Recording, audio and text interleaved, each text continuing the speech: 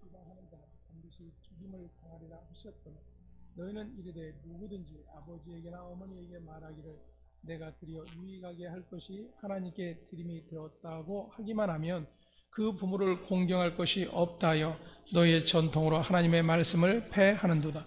외식하는 자들아 이사야가 너에게 관하여 잘 예언하였도다. 일러스되 이 백성이 입술로는 나를 공경하되 마음은 내게서 멀도다. 사람의 계명으로 교훈을 삼아 가르치니 나를 헛되이 경배하는도다 하였느니라 하시고 무리를 불러 이르시되 듣고 깨달으라. 입으로 들어가는 것이 사람을 더럽게 하는 것이 아니라 입에서 나오는 것이 사람을 더럽게 하는 것이니라. 아멘. 신앙이라는 위선이라고 하는 제목으로 함께 말씀을 상고해 보도록 하겠습니다.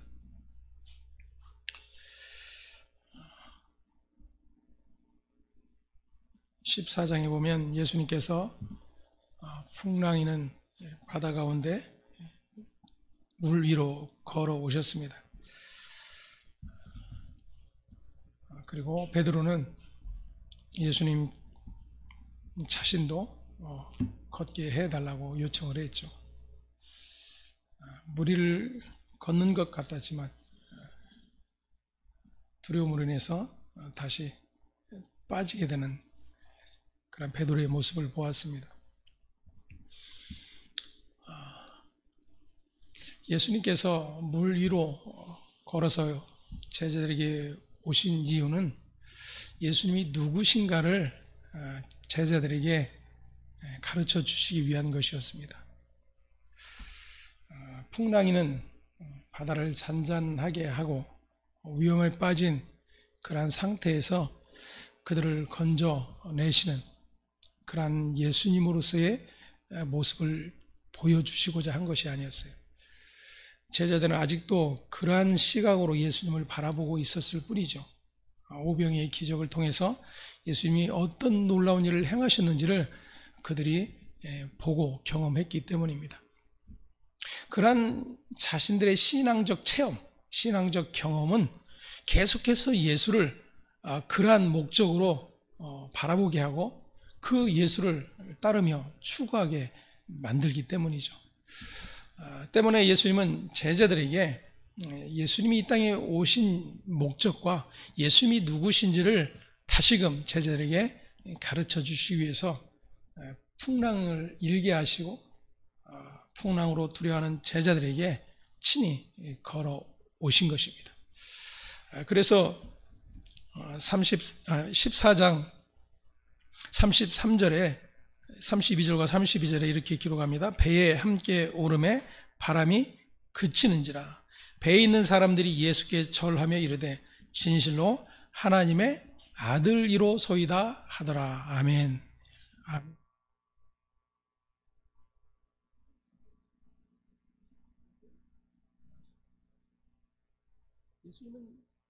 예수님을 따르는 무리들에게 이 고백을 받기를 원하시는 거예요. 다시 말하면 예수님이 누구신지를 아는 고백이 있기를 원하는 것입니다.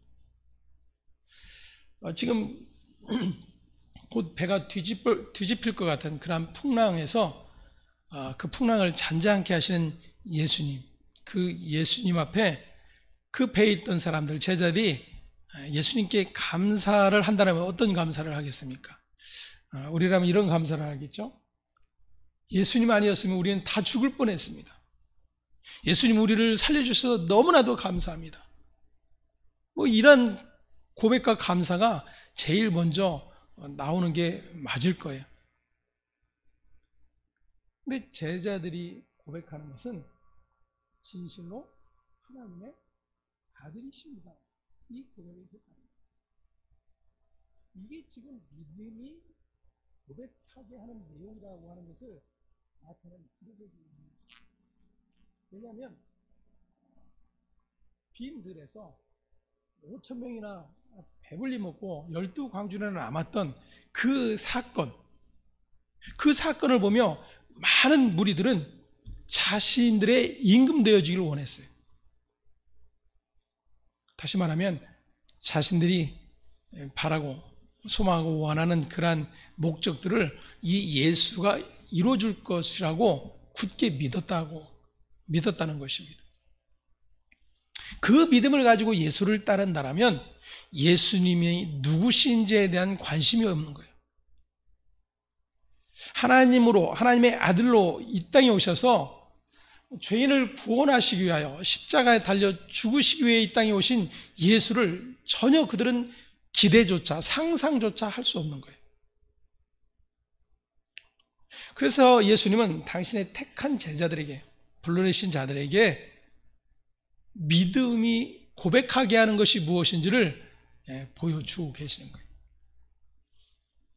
마땅한 감사, 그 환경, 문제가 해결되어짐으로 인한 감사가 모든 사람들의 당연한 예일 것입니다.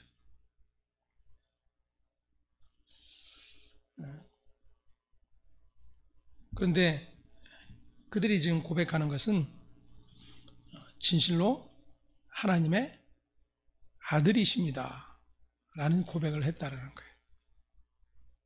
물론 이제 성령이 오시기 전까지는 온전한 믿음의 고백은 아니에요.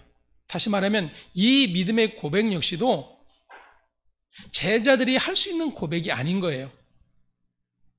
제자들이 할 수 있는 고백은 말씀드렸던 그런 것이죠. 예수님 조금만 늦게 오셨다면 우리는 다 죽을 뻔했습니다. 예수님이 우리의 주님이신 것이 너무나도 고맙습니다.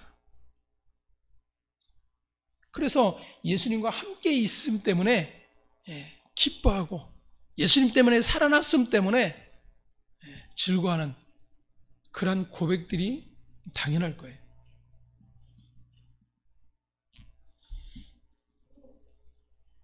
전혀 뜬금없는 고백이죠. 하나님의 아들이십니다 라는 고백은 지금 이 제자들의 상황 가운데서는 나올 수 없는 고백이에요. 그래서 이 고백이 믿음으로 말미암은 고백인 것입니다. 다시 말하면 하나님의 은혜로 주어진 것이 무엇인지를 알게 되어질 때 나오는 고백인 거예요.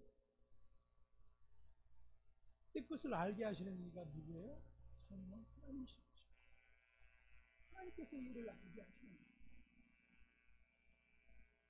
자, 그렇게 이제 하나님의 아들이심을 이제 일어난 사건입니다. 다시 말하면 14장 34절부터 36절에 한 가지 내용이 기록이 되어 있죠. 그들이 게네사렛 땅에 이르게 됩니다. 그리고 그곳 사람들이 예수이신 줄 알고, 다시 말하면 예수의 소문을 듣고 그 근방에 두루 통지해서 모든 병든 자를 예수께 데리고 와서 그래요.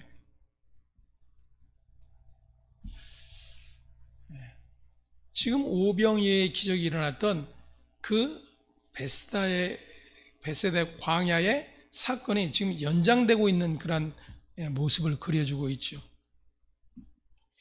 모든 병든 자를 예수께 데리고 와서 다만 예수의 옷자락에라도 손을 대게 하시기를 간구하니 손을 대는 자는 다 나음을 얻으니라. 아멘.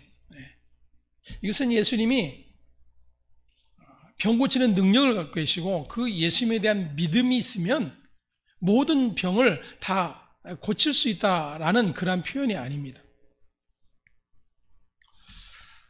단순하게 이 34절에서 36절의 말씀만 가지고 들여다본다면 충분히 그렇게 해석을 할 수도 있을 거예요.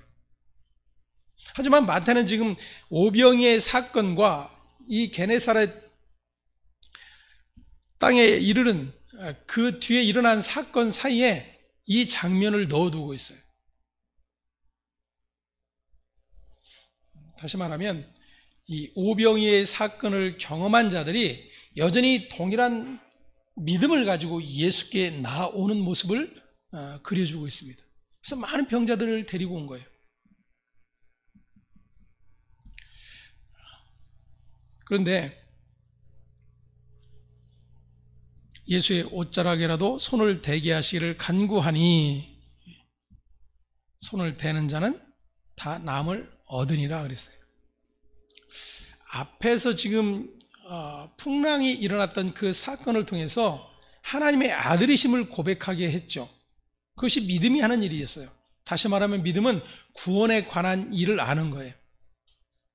자신의 생존에 관한 문제의 해결이 하나님께 있음을 알고 그것을 고백하는 일이 아니라 영 죽을 나를 영원한 심판 가운데 두지 아니하시고 하나님의 생명의 나라로 옮겨내신 그 하나님이 누구신지를 아는 것이 믿음이요, 그것이 구원의 일이라고 하는 거예요. 자, 그러면 앞에서 이 구원의 일을 설명해 주면서 지금 오병이의 사건 후에 병든 자를 고치시는 내용이 기록이 되어 있습니다.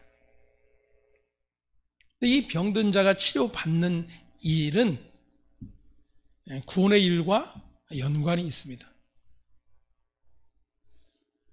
이 병든 자들은 자기 힘으로 아무것도 할 수 없는 그런 존재들이에요. 근데 그들이 나음을 입을 수 있는 유일한 근거는 예수께 연결이 되는 겁니다. 예수와 맞닿는 일이에요. 그것은 단지 예수님의 옷자락을 만지고 예수님의 몸을 만짐으로 인해서 기적이 일어난다라고 하는 그러한 사건을 다루는 것이 아니에요. 예수님에게만 구원이 일어난다라고 하는 사실을 이 병고침의 사건을 통해서 드러내 주시는 겁니다. 우리가 앞에서 마태복음 앞에서 우리가 계속해서 살펴보았던 것처럼 예수님이 많은 이적을 행하셨어요. 수많은 병자들을 고치셨어요. 근데 그 병을 고치시는 이유가 뭐였냐면 자신이 그리스도인 것을 드러내시기 위한 거였어요. 구원자로 이 땅에 오신 예수가 바로 나다라고 하는 것을 가르쳐 주시기 위해서 그 일들을 행하셨던 거예요. 그러니까 병고침과 모든 문제 해결된 그 사건 안에 이 하나님의 구원과 밀접하게 연관이 되어 있는 거예요. 근데 이 구원의 일과 상관없이 자신들의 이 일로 모든 초점이 맞춰지게 되면 그 예수는 하나님이 보내신 자 예수와 전혀 상관없는 예수가 될 뿐인 것입니다. 또 하나는 지금 예수의 옷자락에도 손을 대게 하시기를 간구했다 그랬어요. 그럼 예수께서 허락하셨다는 얘기죠. 그리고 그렇게 손을 대는 자는 다 나음을 얻었다라고 말씀을 하고 있습니다. 여기에서도 믿음이 무엇인지를, 믿음이 행하는 일이 무엇인지를 보여주고 계신 거예요. 우리가 가지고 있는 개념은 큰 믿음, 강한 믿음, 간절한 믿음 이런 것이 있으면 우리의 질병의 문제도 해결받을 수 있다. 주님이 고쳐주신다. 이런 믿음을 가지고 있잖아요.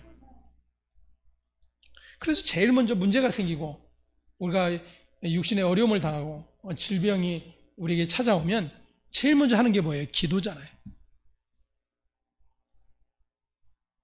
그동안 믿음 없이 살았어도, 그동안 예배와 상관없이 살았어도, 그동안 나의 신앙이 그저 내 뜻대로 내 맘대로 해왔어도 하나님 앞에 엎드려 간절하게 기도하는 거죠.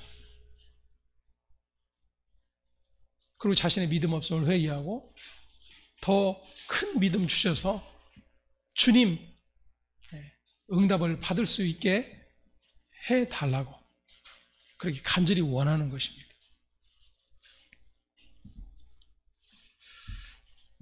그래서 믿음이 할 수 있는 것이라고 생각되어지는 일들을 최선을 다해서 하는 것이죠. 그동안 새벽 예배 나가지도 않다가 새벽 예배 나가서 열심히 기도하고 주일 예배도 잘 드리지 않다가 열심히 나서 예배하고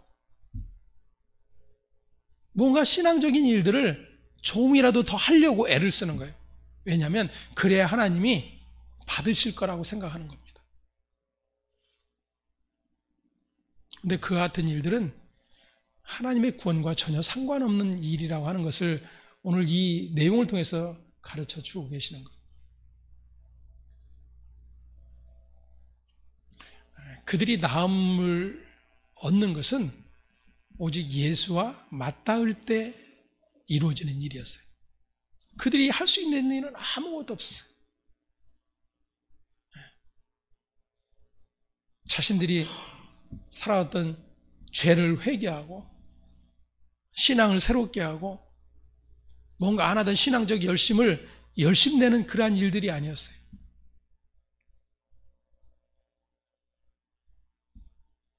다시 말하면 하나님의 아들이신 그분 앞에 나오기만 하면 그분에 의해서 구원이 이루어지고 있는 것을 표현해주고 있는 것입니다. 이 같은 구원에 관심이 없게 되면 그 관심은 어디에 쏠리냐면 내가 이렇게 좀이라도 정성을 다하고 열심히 내니까 내 기도를 하나님이 들어주셨구나, 응답해 주셨구나, 이렇게 가는 거예요. 그래서 계속 그 예수를 쫓아가는 것입니다. 하나님의 아들이십니다라는 고백은 후에 이제 마태복음 뒤에 16장에 나오지만 베드로를 통해서 또다시 고백하게 하세요. 주는 그리스도시요 살아계신 하나님의 아들이십니다. 예수님 말씀하시죠. 이것을 알게 하신 이는 아버지시다.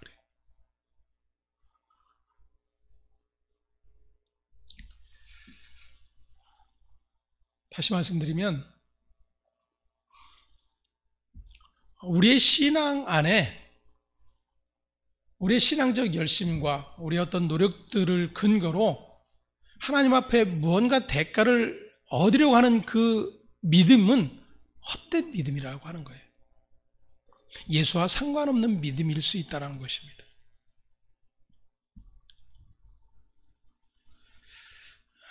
그 사건 이후에 바리새인과 서기관들이 예루살렘으로부터 예수께 나와 이르되 당신의 제자들이 어찌하여 장로들의 전통을 범하나이까 떡 먹을 때에 손을 씻지 아니하나이다. 이렇게 비난을 하고 있습니다.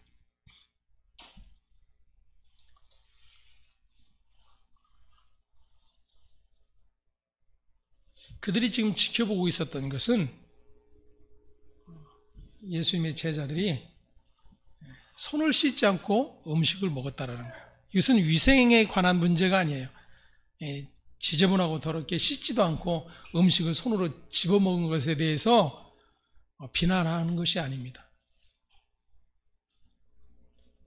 장로들이 전하여 가르쳐 주었던 규례가 있어요.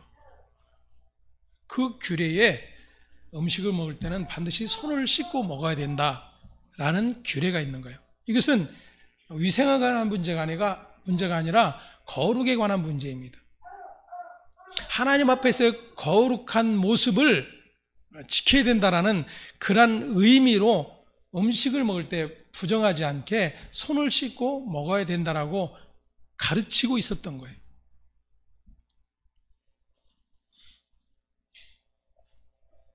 마가복음 7장에는 좀 더 자세하게 설명을 해주고 있는데 3절과 4절 우리 함께 봉독해 보겠습니다.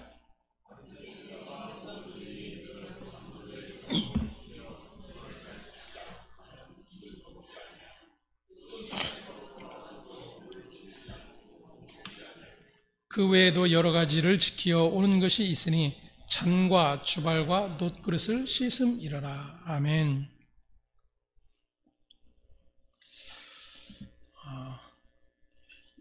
이스라엘 백성들이 이제 바벨론의 포로로 끌려가게 되었죠. 70년 만에 다시금 예루살렘으로 돌아오게 됩니다. 그 바벨론 포로 이후부터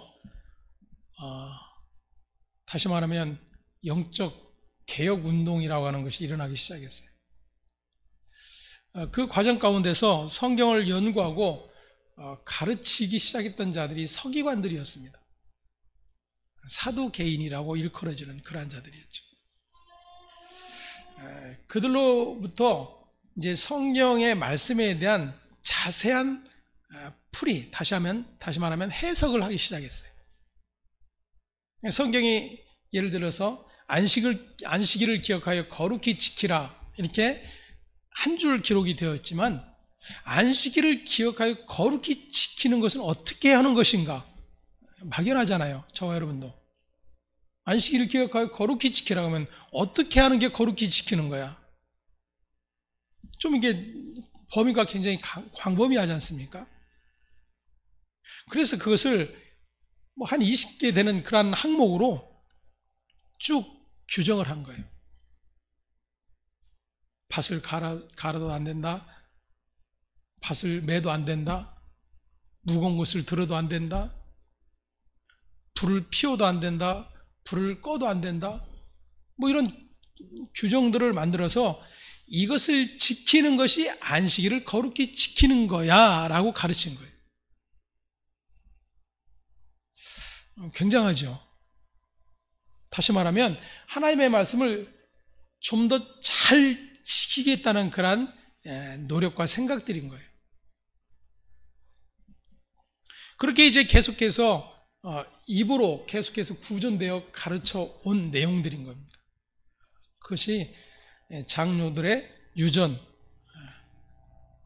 장로들의 전통 이렇게 이야기를 할 수가 있는데, 그 장로들의 전통에 손을 잘 씻지 않고서는 음식을 먹지 아니하였다라는 그런 전통이 있는 거예요. 성경을 가르치는 바리새인들, 그리고 그들로부터 배운 유대인들은 모두 다 그렇게 그것이 당연한 것으로 여겼어요.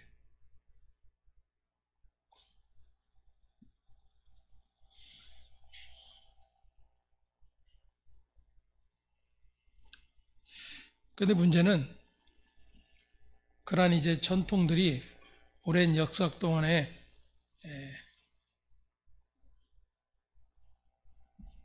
세워지면서 매우 권위 있는 그런 내용들이 되어버린 것입니다. 그리고 더 나아가 하나님의 말씀을 보지 못하게 하는 그런 일들로 작용이 되고 있었던 거예요.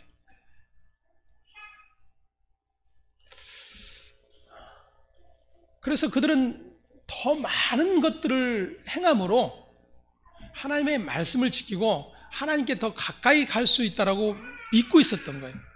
그래야 자신들에게 하나님의 놀라운 일들이 함께할 것이라고 믿고 있는 거예요. 자, 그 사건이 지금 이 벳세다 광야에서 일어났어요. 그리고 그러한 시각으로 예수님을 바라보고 있는 제자들에게 자연 만물을 다스리시는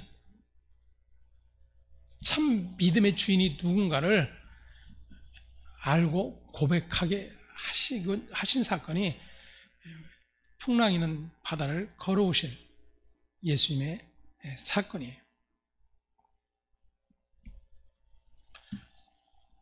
그리고 그 예수님의 이제 옷에 손을 대는 자마다 병이 나음을 얻었다라는 것은 아무것도 할 수 없는, 스스로 무언가를 할 수 없는 자들이죠. 왜냐하면 모든 병자를 예수께 데리고 왔다 그래요. 아마 가족들이나 주위의 친구들이나 도움을 받아서 예수님께 왔겠죠.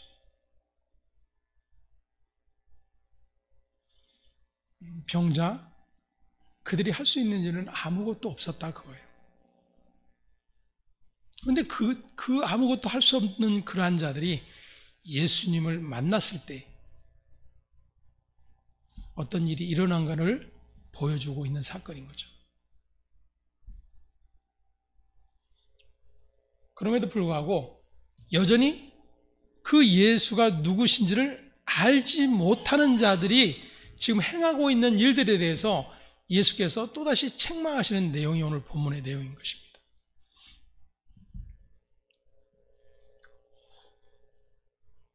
지금 장로들의 전통을 지키고 있는 자들은 자신들이 무언가를 잘하고 있다고 생각하는 자들이죠. 병자들처럼 자신들이 아무것도 할 수 없는 존재가 아니에요. 하나님의 말씀을 세분하여 구체적으로 잘 지키고 그래서 하나님 앞에 열심을 다하는 그러한 자들이라고 자부하고 있었던 자들이에요. 그러한 자들이 지금 예수님의 제자와 예수님을 비난하고 있는 것입니다. 너희들은 하나님의 말씀을 제대로 지키지 않는 자들이다 라고 비난을 하고 있는 것이죠.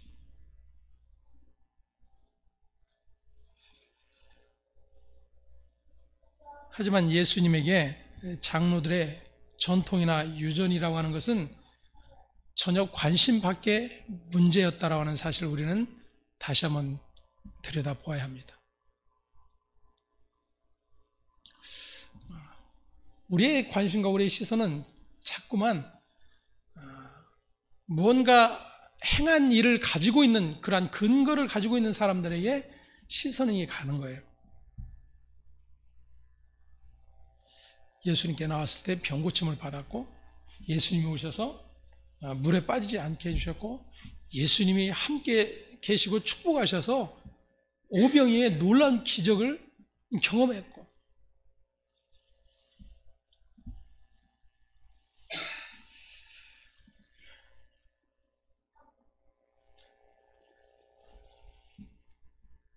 이 지금 예수님을 비난하는 자들 역시 예수님을 비난하는 이유는 우리는 지키고 있는데 너는 왜 지키고 있지 않느냐는 거죠. 다시 말하면 자신들의 믿음의 근거를 두고 있는 거예요. 이것이 하나님의 구원을 모르는 일입니다. 자신의 구원의 근거가 하나님께 있음을 아는 자들이 믿음이 있는 자들이에요. 어려우신가요? 자신의 행위의 근거를 둔 믿음이 구원에 이르는 것이 아니라 하나님이 자기 아들의 일을 통해서 그 구원의 일에 불러내시는 자리, 그것이 구원의 자리요 믿음의 자리라고 하는 사실이에요. 그러면 우리는 어떤 믿음의 자리에 있는가 하는 것입니다. 하나님의 말씀을 우리가 대하는 이유는 그 말씀을 통해서 우리가 지금 우리의 현실, 우리의 신앙의 자리가 어디에 있는지를 계속해서 들여다보는 일이 일어나야 돼요. 그리고 말씀이 선포되어지고 말씀을 가르치는 자는 그 같은 하나님의 일이 무엇인지를 계속해서 드러내야 됩니다. 그래서 지금 내가 정말 올바른 믿음의 자리에 있는지 아니면 하나님의 구원과 전혀 상관없는 자리에서 믿음을 붙들고 발버둥하고 있는 것은 아닌지.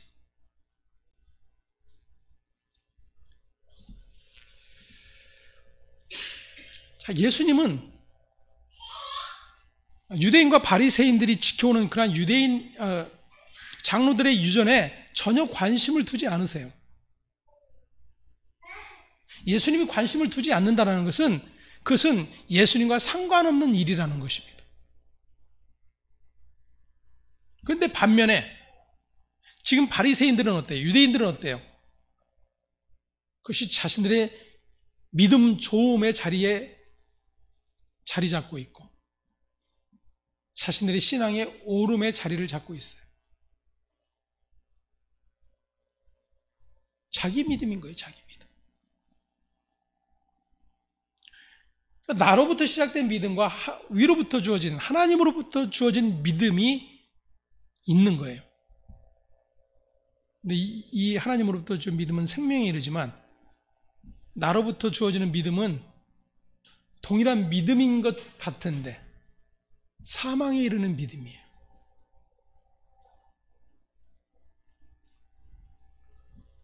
때문에 예수님이 지금 어디에 관심을 갖고 계시고 어디에 관심이 없으신지를 우리는 성경을 통해서 깨달을 수 있어야 한다 그 이야기입니다. 하지만 바리새인들은 그리고 서기관들에게는 너무나도 중요한 문제였습니다. 그래서 예수님이 계신 게네사렛과는 거리가 멀리 떨어져 있는 예루살렘으로부터 예수님께 쫓아온 거예요.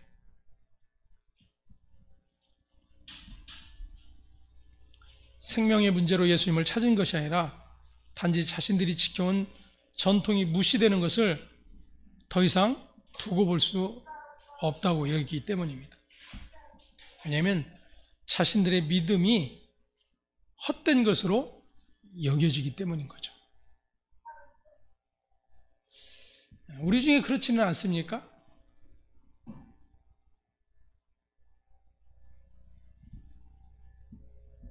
내가 믿고 있는 예수, 내가 신앙생활했던 신앙의 어떤 규례들, 그런 것이 말씀에 의해서 예수님이 관심을 갖고 계신 것인지 아닌지가 드러날 때에 나는 어떤 반응을 하고 있는가 하는 거예요.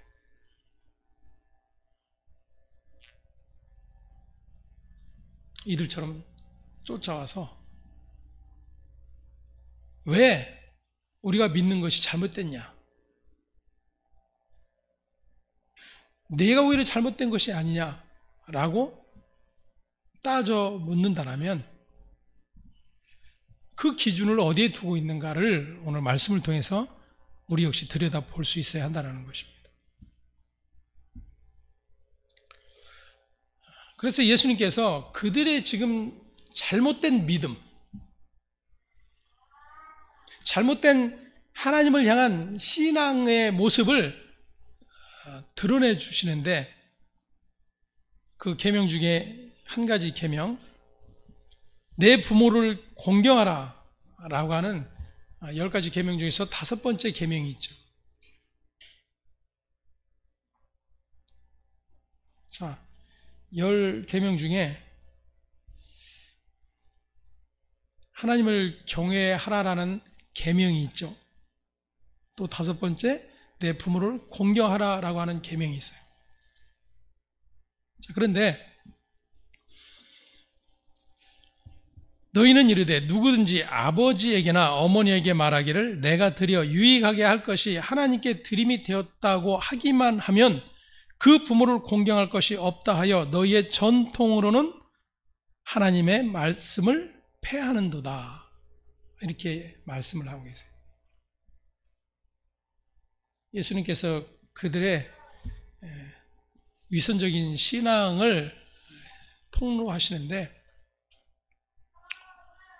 그들이 당시에 일상적으로 당연하게 여기고 그렇게 행하고 있었던 한 가지 일을 끄집어내시는 거예요. 이 내용은 고르반이라고 하는 그러한 내용입니다. 고르반이라고 하는 전통은 뭐냐면, 하나님께 드렸습니다 라고 하는 그러한 고백을 하면 거기에 대해서 누구도 타치할 수가 없는 거예요.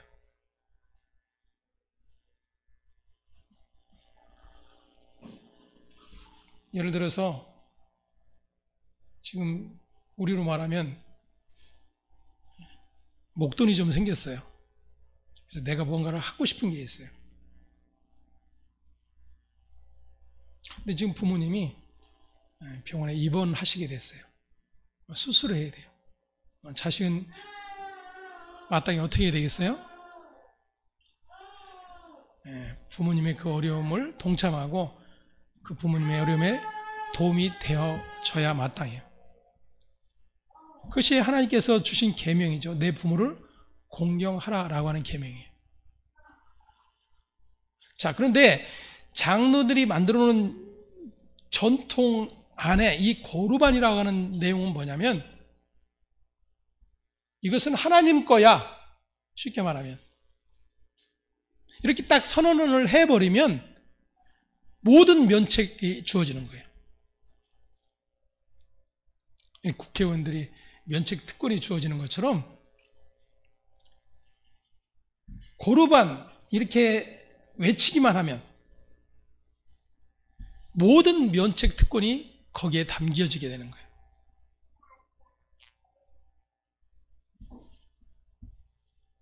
자, 그러면 하나님을 경외하는 것과 하나님을 공경하는 것, 그리고 부모를 공경하는 것과 어떤 것이 우선이겠습니까? 여러분들에게는 어떤 것이 우선이에요?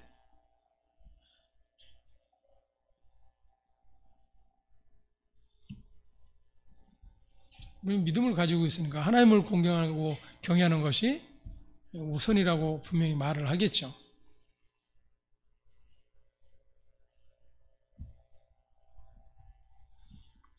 근데 우리 이 심사가, 우리 모든 이 죄된 자아가 어디로부터 출발되죠? 나로부터 출발이 돼요. 왜냐면 우리의 죄의 근본 자리는 나는 하나님이다라는 자리예요. 나와 하나님을 동일하게 놓고 있는 거예요. 그게 선악과를 먹은 아담의 모습이죠. 우리는 그것을 우리의 믿음의 행위, 어떤 신앙적 노력들을 가지고 전혀 아닌 것처럼 이렇게 덮어놓고 있는 거예요.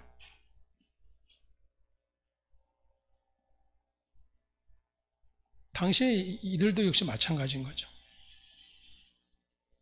근데 예수님이 오신 목적은 뭐예요? 죄인을 불러 구원케 하시기 위한 거예요. 다시 말하면 예수님이 오신 이유는 우리가 알지 못하고 우리의 죄와 허물이 무엇인지도 몰랐던 우리의 죄와 허물됨이 무엇인지를 드러내셔서 너는 사망을 받을 수밖에 없는 자라고 선언되어진 그러한 나를 하나님의 은혜와 긍휼로 불러내어 구원에 이르게 하시기 위한 일인 거예요.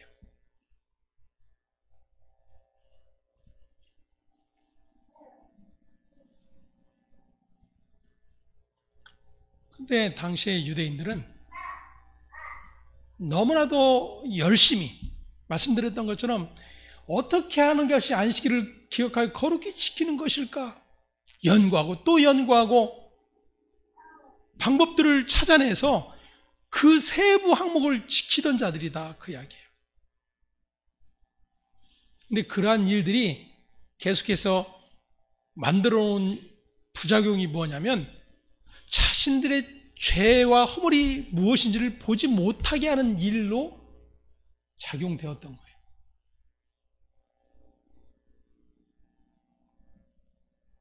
그래서 위선으로 가득 차 있는 거예요. 아까 병든 자들이 예수께 나와 옷에 손을 대기를 구할 때 다 나음을 얻었다 그랬잖아요. 당시의 신앙적 개념으로는 병이 들었다 그러면 그 사람은 무언가 하나님 앞에 죄를 지었다라는 것과 이퀄이에요. 죄가 있으니까 저렇게 됐지. 우리가 믿지 않는 사람들도 흔히 그런 이야기 하잖아요. 죄값 받는다고.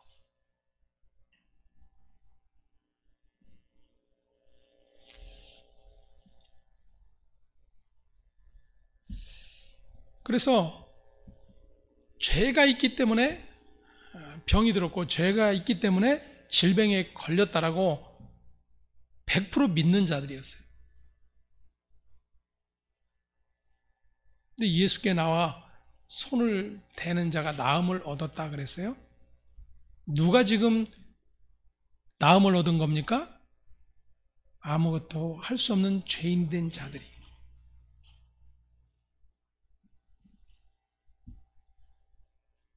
지금 그 사건을 드러내주고 있었던 거죠. 반면에 지금 이 유대인들은 자신들은 너무나도 떳떳하고 당당해요. 하나님 앞에서. 그렇게 죄를 지어 병에 걸리지도 않았고 하나님의 말씀을 열심히 지키며 신앙생활을 잘하고 있는 그러한 자들이.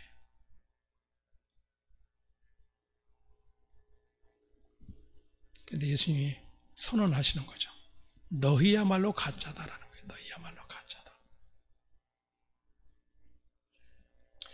여러분, 주님이 오늘날 교회에 오셔서 동일한 말씀을 하신다라면 어떤 일들이 일어날까요?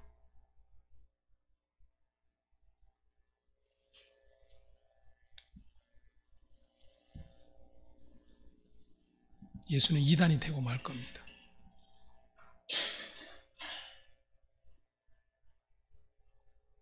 더 이상 교회와 상관없는 그러한 자로 낙인될 거예요.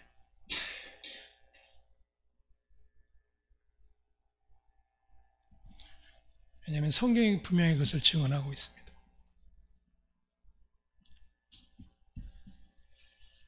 실제로 보면 외식하는 자들아 이사야가 너희에 관하여 잘 예언하였도다. 이사야가 어떤 예언을 했는가? 이 백성이 입술로는 나를 공경하되 마음은 내게서 멀도다. 사람의 계명으로 교훈을 삼아 가르치니 나를 헛되이 경배하는도다. 아멘. 하나님을 경배하기는 하죠. 하나님을 공경하기는 해요. 근데 하나님은 뭐라고 말씀하시는 거예요? 그러한 것은 나와 상관없는 공경이고 경배다라고 말씀하고 계시다라는 거예요. 여러분, 이 무서운 심판의 말씀입니다. 때문에 말씀을 통해서 우리가 지금 어떤 믿음의 자리에 있는지가 깨달아지지 않으면 우리는 똑같이 이 엄중한 심판 아래 놓일 수 있다는 거예요. 그 바리새인들의 자리에.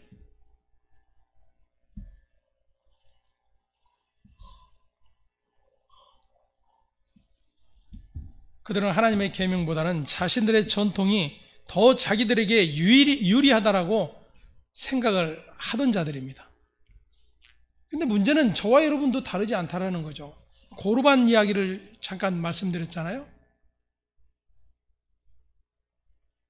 그러면 하나님 앞에 고르반 할 경우에 부모를 공경하고 주변 사람들도 돕고 나의 모든 문제도 잘 해결하면서 하나님을 향해서 나의 모든 것을 아낌없이 드리겠다라는 마음으로 고르반 할까요? 이들이 왜 고르반이라고 하는 전통을 만들었을까요? 자신의 것이 빼앗겨지는 것이 아까워서.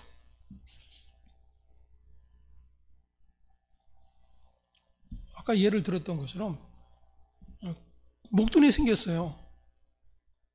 당장 지금 공경해야 될 부모의 사정이 있어요. 그럼 어떻게 하는 것이 마땅합니까? 그 부모를 공경하는 것이 마땅한 거예요. 그것이 하나님을 공경하는 것이 되는 거예요. 그런데 고르반을 해버리고 부모를 공경하지 않아요. 그 이유는 이것을 내 것이라고 여기고 사용하지 않겠다라는 거예요. 아깝다라는 거예요.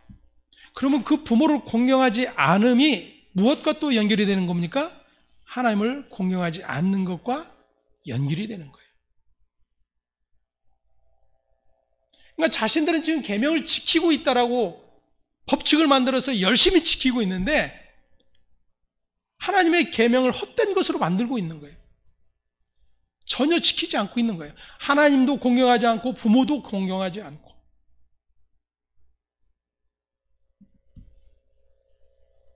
그래서 6절에 너희의 전통으로 하나님의 말씀을 폐하는도다 라고 말씀을 하고 계신 것입니다. 자신들은 열심히 장로들이 구전으로 가르쳐준 전통을 열심히 지키며 살았다 해도 그것이 하나님을 섬기는 것과는 상관이 없다라고 말씀을 하고 계시는 것입니다. 왜냐하면 이미 그 마음이 하나님께로부터 멀어져 있기 때문이에요.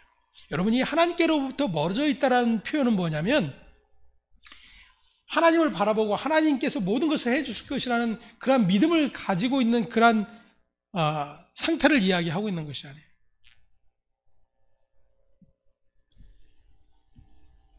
하나님으로부터 멀어져 있다는 것은 모든 추구의 목적이 자신에게 있다는 겁니다.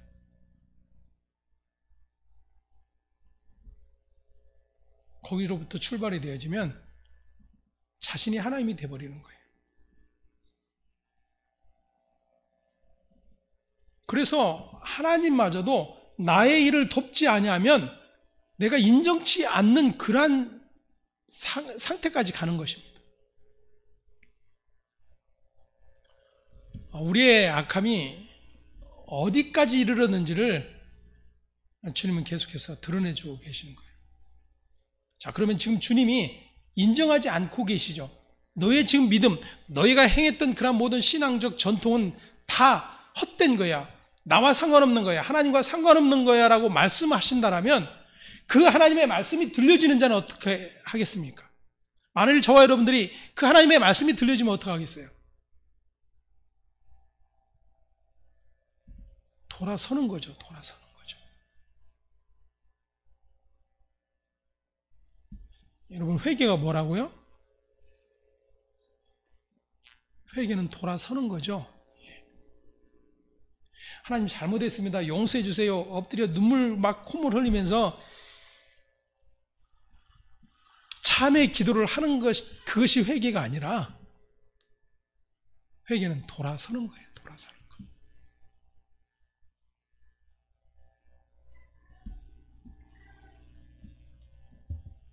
위선적인 신앙은 자신이 하나님 앞에서 어떤 존재인가를 보지 못한 채 다만 장로의 전통을 따르며 그것을 경건으로 착각하여 마치 참된 신앙인인 것처럼 행세하는 그러한 일들, 그것이 외식이요 위선인 것입니다. 그들은 입술로는 하나님을 공경하고 섬기지만 마음은 하나님을 향한 것이 아니라 항상 자신을 향해 있기 때문입니다. 우리 역시 결코 자유롭지 못할 것입니다. 여기 계신 분들 중에는 각각 다 다른 어떤 신앙의 길을 걸어 오셨을 거예요. 어떤 분은 순복음에서, 어떤 분은 장로교에서, 어떤 분은 침례교에서 각각 다른 교리를 배우고 각자가 믿음이라고 하는 어떤 것들을 정의를 해 왔을 것입니다.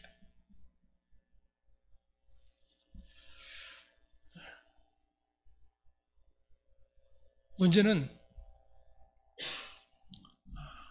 주님 앞에서는 그 어떤 것도 우선순위요 중요한 문제로 작용되어서는 안 된다는 것입니다.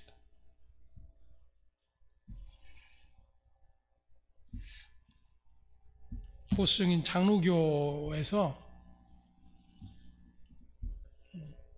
예를 들어서 이 주보에 관한 내용도 굉장히 중요해요. 학교에서도 이제 배웁니다. 예전이라고 하는 것을 배우는데 예배에 들어가야 될 항목들을 이렇게 오래전부터 정해 놓았어요.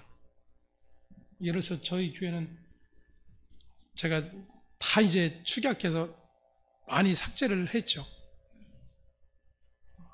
아마 대부분 교회에 보면 참회의 기도 시간이 있을 거예요. 반드시 들어가야 될 항목이에요. 예배 예전 중에. 저희도 처음에는 했었죠. 참회의 기도.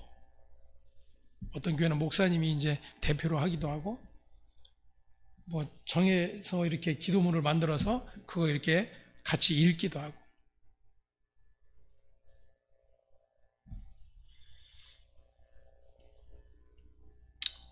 그 참회의 기도를 하고 나면 뭔가 좀 가볍죠. 그래도 하나님 앞에 내가 회개했으니까 하나님은 이제 나를 기쁘게 받아주시겠지.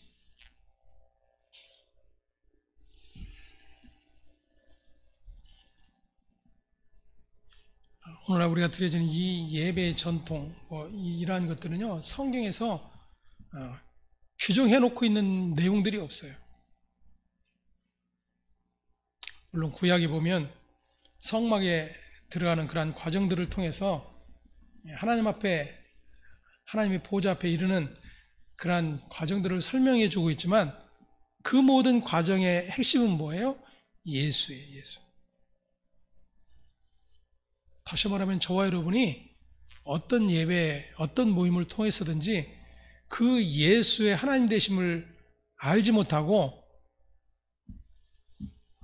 수많은 일들을 한다고 해도 그것을 이사야가 예언한 것처럼 헛되이 경배하는 일들이 될 수 있음을 유의해야 합니다. 때문에 저와 여러분들이 관심을 가져야 될 것은 예수님의 용서의 은총을 입은 신자가 그 은혜에 감사하고 예수님의 은혜가 어떠한가를 더욱 깊이 알아가기 위해서 예수님의 이름으로 모여 예배하고 기도하는 일들이 마땅한 것입니다. 예배를 잘 드려야 하나님이 우리에게 복을 주시고 주일 성수 잘해야 하나님께서 축복해 주시고 여러분 그러한 우리의 교회 전통들이 있잖아요. 가장 큰 11조와 주일 성수 그게 믿음의 어떤 척도가 되어버린 현실이죠. 그래서 그것만 잘하면 자기는 믿음이 있다고 생각하는 거예요. 그거 제대로 못하면 저 사람은 믿음 없는 사람이네. 우리가 당연하게 그렇게 생각이 되는 것입니다.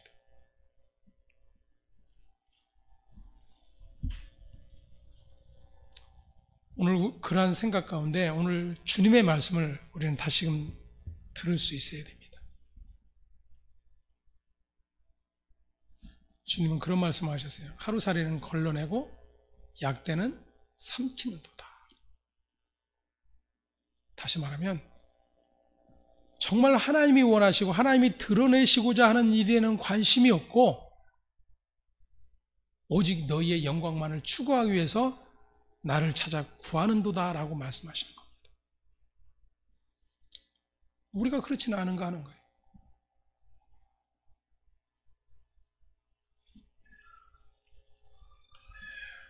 우리는 자신의 신자됨을 보이려는 전통적 의식이나 행위에 너무나 많이 매여 있는 것이 사실입니다.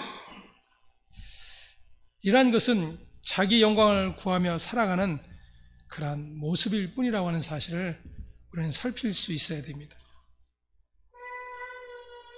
신자된 저와 여러분은 가장 먼저 우리의 마음이 어떤지를 살펴야 합니다. 항상 나의 죄와 허물됨을 바라보면서 예수의 피로 말미암아 깨끗하게 되었다라는 주님의 선언에 감사하며 주 예수 앞에 나오는 자들이 되어져야 돼요.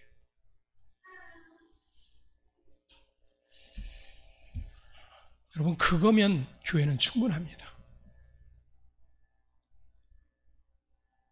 그러한 믿음으로 모인다라면 그 교회는 충분해요.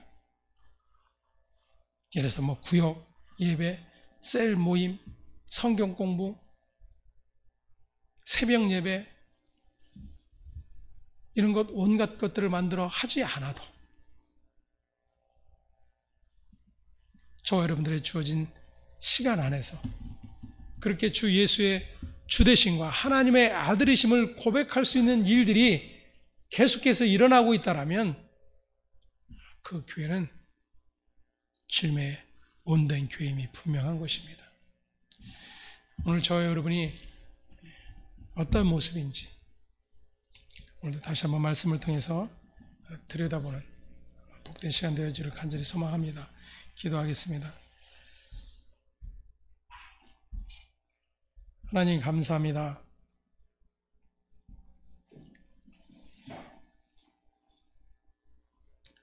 우리는 신앙이라는 위선의 탈을 쓴 자들이 너무나도 분명한 것을 오늘도 주님의 말씀 앞에서 또다시 보여지게 해주시니 감사를 드립니다. 보여지지 않으면 예수를 구할 수 없고 여전히 예수와 상관없는 자로 자기의 모든 열심과 믿음의 일들을 가지고 신앙인이라고 착각하며 살아갈 수밖에 없는데, 아무것도 할 수 없는, 그래서 죄로 말미암아 병들었다라고 여겨지는 그러한 죄인들이 예수 앞에 나와 예수를 만남으로 그 죄됨의 문제가 해결되어지는 놀라운 구원의 은혜를 얻게 하시니 감사를 드립니다. 하나님, 날마다 우리의 모든 예배 안에 그렇게 우리의 숨겨진 죄와 허물들이 주 예수로 말미암아 드러내실 때마다 그 앞에 엎드려 예수의 구원을 바라고 예수께 손을 대기를 원하는 그러한 간절함들이 우리 안에 날마다 더욱더 충만해질 수 있도록 성령님 도와주시옵소서. 감사와 찬송이 아버지께 있음을 고백하며 우리의 주 되신 예수 그리스도의 이름으로 기도합니다. 아멘. 자리에서 함께 일어나셔서 주님이 가르쳐주신 기도의 말씀으로 찬송하고 마칩니다.